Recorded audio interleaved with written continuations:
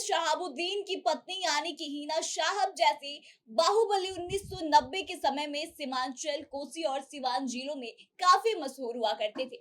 लेकिन उन पर हत्या सहित कई आपराधिक आरोप थे। हालांकि अब बिहार में धीरे धीरे हालात बदल रहे हैं और वही राजनीतिक दल जो है, अतीत में जो गैंगस्टरों को बढ़ावा दिया करते थे, अब कहीं ना कहीं उनसे दूरी बनाने की कोशिश कर रहे हैं, जिसका परिणाम यह है कि बाहुबली या उनके परिवार के सदस्य तमाम राजनीतिक दल जैसे कि भाजपा, राजद या जदयू जैसे प्रमुख राजनीतिक दलों में समर्थन से नहीं बल्कि अपने दम पर लोकसभा चुनाव लड़ने की योजना बना रहे हैं। तो ऐसे में 2024 का लोकसभा चुनाव इन तमाम बाहुबलियों के राजनीतिक भाग्य का फैसला कर देगा। और यह कैसे संभव है, आइए हम आपको विस्तार से बताते हैं। लेकिन उससे पहले नमस्कार, आप देख रहे हैं द बिहार प्रोजेक्ट और मैं हूं आपके साथ आत्मजा। तो चलिए आप इसकी शुरुआत पप्पू यादव से करते हैं। दरअसल बाहुबली पप्पू यादव 4 बार सांसद रह चुके हैं और बरी होने से पहले 1990 में वह वामपंथी नेता अजित सरकार की हत्या के आरोप का सामना कर रहे थे। अब उन्होंने घोषणा की है कि वो पूर्णिया लोकसभा क्षेत्र से चुनाव लड़ने वाले हैं, जो सीमांचल क्षेत्र में आता है। पप्पू यादव के संगठन यानी कि जन अधिकार पार्टी ने अपनी छवि को नया रूप देने की कोशिश करी है और खास करके विशेष रूप से महामारी के दौरान इन लोगों ने काफी अच्छा काम किया है।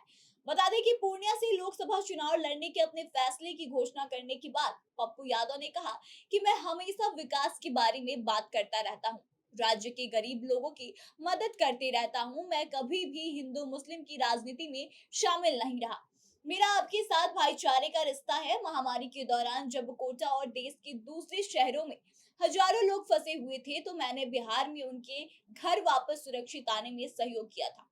वहीं आपको बता दें कि अपनी छवि को चमकाने की तैयारी में जुटे पप्पू यादव ने काफी कोशिश की है इस छवि को बनाने में, लेकिन उनकी कोशिशों के बावजूद भी राजद और जदयू ने उन्हें महागठबंधन का हिस्सा बनाने से इनकार कर दिया है। अब आखिरकार इस ताकतवर नेता को अपने रास्ते जाने के लिए मजबूर होना पड़ रहा। ठीक इसी तरह से बिहार की कोशी क्षेत्र में सहरसा के बाहुबली नेता आनंद मोहन को 1994 में गोपालगंज के तत्कालीन डीएम जी कृष्णया लिंचिंग मामले में दोषी ठहराया गया था। लेकिन नीतीश कुमार की तरफ से जेल मैनुअल के नियमों में बदलाव के बाद उन्हें जेल से रिहा कर दिया गया। उन्होंने हाल ही में बिहार के मुख्यमंत्री यानी कि नीतीश कुमार से मुलाकात करी थी, लेकिन नीतीश कुमार के साथ उनकी क्या बातचीत हुई है उसको लेकर के अभी भी किसी तरह का कोई खुलासा नहीं हो पाया है। हालांकि जो जानकारी सामने आ रही है उसके अनुसार आपको बता दें कि आनंद मोहन अपनी पत्नी यानी कि लवली आनंद के लिए सहरसा या वैशाली लोकसभा क्षेत्र से जदयू का टिकट चाहते हैं और वह अपने प्रयास में सफल हो पाएंगे या नहीं, यह तो आने वाला वक्त बताएगा। लेकिन फिलहाल ऐसा लग रहा है कि राजद आनंद मोहन को अपने साथ रखने की मूड में बिल्कुल भी नहीं है। वहीं अगर बात नीतीश कुमार की करें, तो जैसा कि आपको भी पता है कि पहले से ही नीतीश कुमार को आनंद मोहन की जेल से बाहर आने के बाद से काफी चीजें सुनने को मिल रही है। ऐसे में लगता नहीं है कि नीतीश कुमार आनंद मोहन को लेकर इतनी जल्दी कोई रिस्क उठाएंगे। वहीं बाहुबली से नेता बने मोहम्मद शहाबुद्दीन की पत्नी हिना साहब ने संकेत दिए हैं कि वह सिवान से लोकसभा चुनाव लड़ेंगी। हिना साहब ने कहा कि सिवान का हर व्यक्ति मेरे परिवार का हिस्सा है और अगर वह चाहते हैं कि मैं 2024 में लोकसभा चुनाव लड़ूं तो मैं जरूर लड़ूंगी। सिवान में हर चुनाव के दौरान आपको बता दें कि शहाबुद्दीन का जो परिवार है वो चर्चा में आ जाता है। शहाबुद्दीन खुद सिवान से 2 बार विधायक और 4 बार सांसद रहे हैं। उन पर कई तरह के आपराधिक आरोप भी थे, जिनमें 3 भाइयों की तेजाब से हत्या का मामला भी शामिल था। वह लालू प्रसाद यादव के बेहद ही करीबी भी बताए जाते थे और 2005 तक राबड़ी देवी सरकार के शासनकाल में के दौरान राजद में नंबर 2 की स्थिति में भी थे। हिना साहब ने 2009, 2014 और 2019 में लोकसभा चुनाव लड़ा था और यह वो सारा चुनाव हार भी गई थी। लेकिन दिलचस्प बात तो यह है कि यह उस समय हुआ था जब शहाबुद्दीन जीवित थे और कई हत्या के मामले में जेल में थे। वहीं शहाबुद्दीन की मौत के बाद लालू प्रसाद यादव के परिवार ने उनके परिवार से धीरे धीरे दूरी बनानी शुरू कर दी। तेजस्वी और तेज प्रताप यादव उनके अंतिम संस्कार तक के लिए दिल्ली नहीं गए थे। लेकिन इधर खास बात यह है कि चिराग पासवान ने हाल ही में हिना साहब और उनके बेटे ओसामा साहब से मुलाकात की है, लेकिन उन्होंने यह भी घोषणा नहीं की कि वह उन्हें पार्टी में जगह दे रहे हैं। चिराग पासवान ने सिर्फ इतना कहा कि शहाबुद्दीन और हिना साहब से उनके पारिवारिक संबंध है और इसलिए वह उनसे मुलाकात करने गए थे। वहीं आपको बता दें कि राजद और जदयू जैसी बड़ी पार्टियां तो यह बात अ, जानती है कि जंगल राज का जो टैग है वह बिहार में बड़ा मुद्दा है और इसके कारण राजद 2005 से सत्ता से बाहर है। वह बिहार सरकार में गठबंधन की भागीदारी जरूर है, लेकिन 2005 के बाद से वह अपने दम पर सत्ता में वापस नहीं आ पाई है।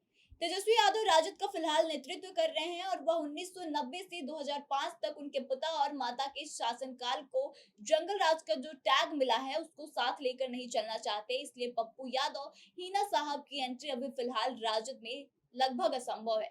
वहीं जदयू के सुशासन बाबू नीतीश कुमार भी अपनी साफ सुथरी छवि बरकरार रखना चाहते हैं और इसलिए उन्होंने इस बात का कोई संकेत नहीं दिया कि वह आनंद मोहन को पार्टी में शामिल कराना चाहते हैं।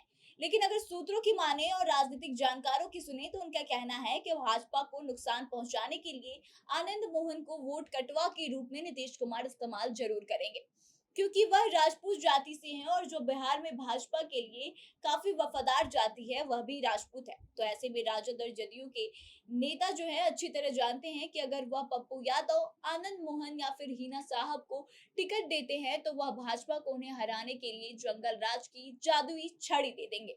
लेकिन एक मुख्य बात यह भी है कि भले ही इन तीनों बाहुबलियों को मुख्य धारा के राजनीतिक दलों ने ना स्वीकार किया हो, फिर भी उनके पास अपने क्षेत्र में बहुत बड़ा वोट बैंक है और वह अपने भी दम पर यह चुनाव जीत सकते हैं। अगर ऐसा नहीं भी होता है तो वह प्रमुख राजनीतिक दलों के उम्मीदवारों को नुकसान जरूर पहुंचा सकते हैं। तो ऐसे में देखने वाली बात यह है कि जो पहले के समय में, अतीत के समय में बाहुबली हुआ करते थे, उनको जो अब फिलहाल जो है मुख्य धारा की पार्टी या जो राजनीतिक पार्टियां हैं उनकी तरफ से दुत्कारा जा रहा है। ऐसे में क्या वह अपने दम पर अपनी पहचान को फिर से वापस ला पाएंगे, यह देखने वाली बात होगी। लेकिन फिलहाल इस खबर में इतना ही और इनके बारे में आप क्या सोचते हैं आप हमें जरूर बताएं। आगे की तमाम खबरों के लिए बने रहे हमारे साथ, देखते रहे द बिहार प्रोजेक्ट।